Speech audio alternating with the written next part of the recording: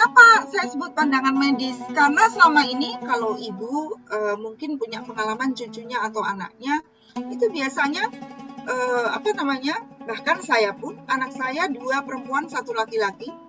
Ketika saya melahirkan anak perempuan, biasanya rumah sakit menawarkan paket. Ibu, anaknya mau ditindih sunat dan diuruskan akte lahir.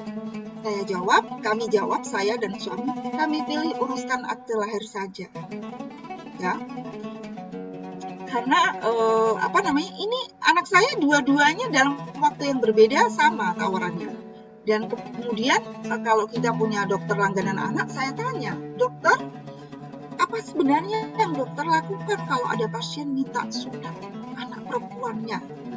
Karena saya mendengar dalam berbagai forum tidak ada SOP atau tidak ada silabus pada Fakultas Kedokteran. Dulu ya Bu, studi saya sampai sebelum pandemi, nggak tahu sekarang karena kurikulum dan silabus tuh bisa diganti-ganti begitu. Tapi saya tanya dokter anak di Pondok Pinang langganan kami, dia bilang sebenarnya tidak ada Bu. Tapi orang Indonesia itu kan suka kumpul-kumpul gitu, mengundang saudara, teman, rekannya gitu. Kalau saya diundang, saya senang aja gitu, makan-makan, selamatan gitu. Lalu apa yang dokter lakukan, kata saya, kalau sudah diundang? Kalau ada yang minta saya, dokter tolong hitan anak perempuan saya. Oke, saya datang, kata dokter ini. Dokternya masih ada, walaupun anak saya udah besar-besar di Pondok Pinang. Itu dokter praktek di rumah, dulu dokter di RSCM. Dia bilang gini, oke saya akan datang gitu. Makan-makan dan selamatan, mengundang saudara gitu. Lalu apa yang dokter lakukan? Kata saya. Dia bilang, biasanya hanya saya sentuh pakai kapas gitu, atau sedikit betadine atau apa ya. Dia nggak bilang obat tertentu sih. Terus lalu saya bilang, saya sudah hitan gitu. Sebenarnya itu formalitas aja. Orang Indonesia secara kultural itu memang senang kumpul-kumpul. Senang apa yang disebut dengan walimah. Ada walimatul safar gitu, ada walimatul khitan, walimatul urs, tentu saja, ya kan? Kan ada yang sebut nih walimah pindahan rumah atau nempatin rumah baru gitu ya Bu ya. Banyak walimah-walimah itu. Nah, salah satu adalah walimatul khitan gitu. Nah itu. Kemudian saya tanya juga kepada dokter yang lain, bagaimana kita menyebut perempuan? Nggak diajarkan gitu. Itu kemudian yang saya kutipkan di sini ada dari Ikatan Dokter Anak Indonesia, ya, bahwa tindakan sunat itu umumnya dilakukan pada anak laki-laki, ya, tapi ada kelompok yang melakukan sunat pada bayi perempuan, ya. Sebenarnya tidak ada rekomendasi yang secara terus-menerus, rutin itu secara terus-menerus ya Bu, yang masa berganti, pengetahuan berganti, itu maksudnya rutin, yang diberikan untuk menyunat anak perempuan. Nah, kata dokter di IDAI, ini Ikatan Dokter Anak Indonesia, karena mereka bilang biasanya dilakukan dengan memotong atau melukai sedikit kulit penutup yang disebut prepusium klitoris. Tapi, kata dokter, tidak semua anak perempuan mempunyai prepusium, ya, sehingga tidak semuanya juga prepusium menutupi klitoris, sehingga sunat itu perlu dilakukan pada anak perempuan, gitu, ya. Itu ya. Dan kalau tidak ada SOP-nya, lalu siapa yang melakukan? Pada bulan November lalu, kami bersama Kementerian Pemberdayaan Perempuan dan ibu-ibu dari beberapa perguruan tinggi di bawah Kementerian Agama, UIN, IAIN, di mana mereka punya studi pemberdayaan perempuan dan anak, itu mengadakan workshop Bu. Saya salah satu yang bicara.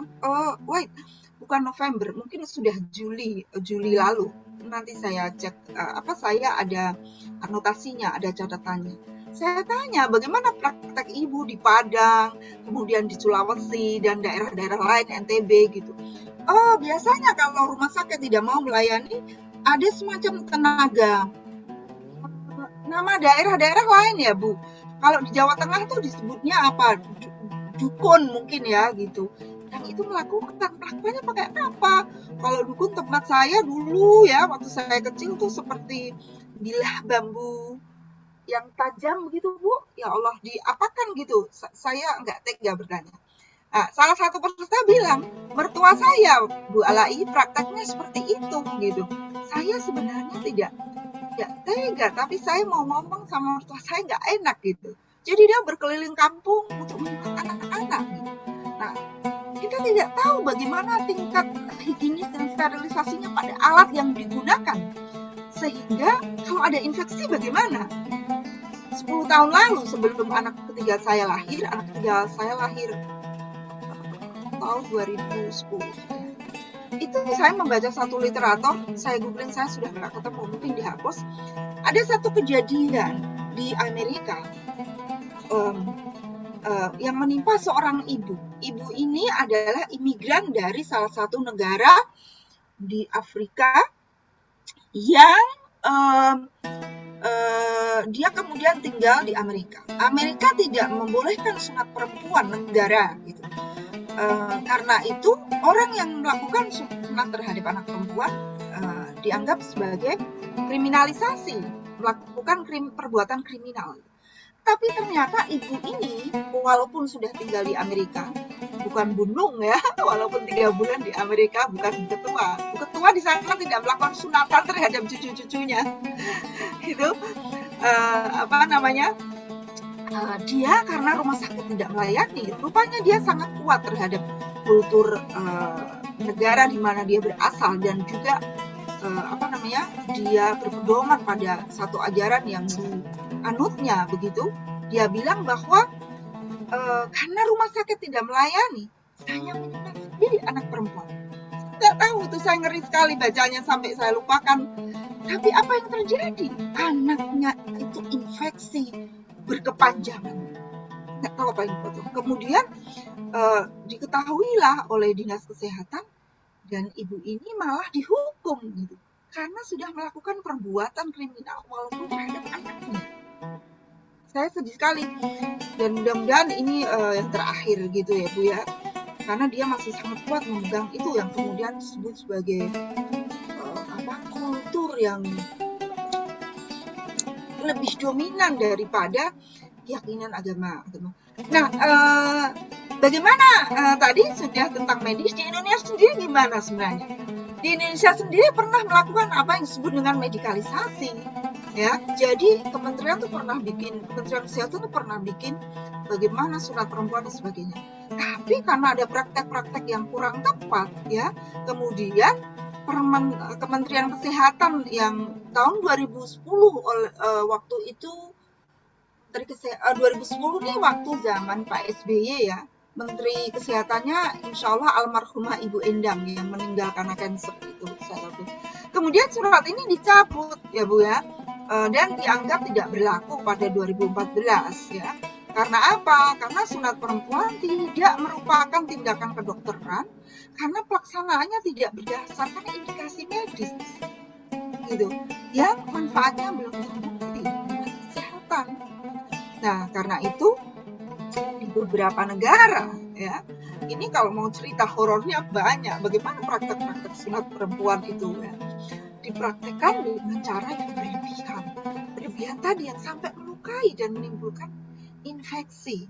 Di Indonesia sangat hati-hati, bahkan kadang juga sebenarnya ada kurang ketegasan ya, karena praktek-praktek ini tidak dilarang tapi malah dilakukan diam-diam ya, dilakukan dengan helah ya, mencari cara lain, seperti dokter anak yang tadi langganan saya, sebenarnya tidak melakukan apa-apa tapi formalitas aja gitu ya.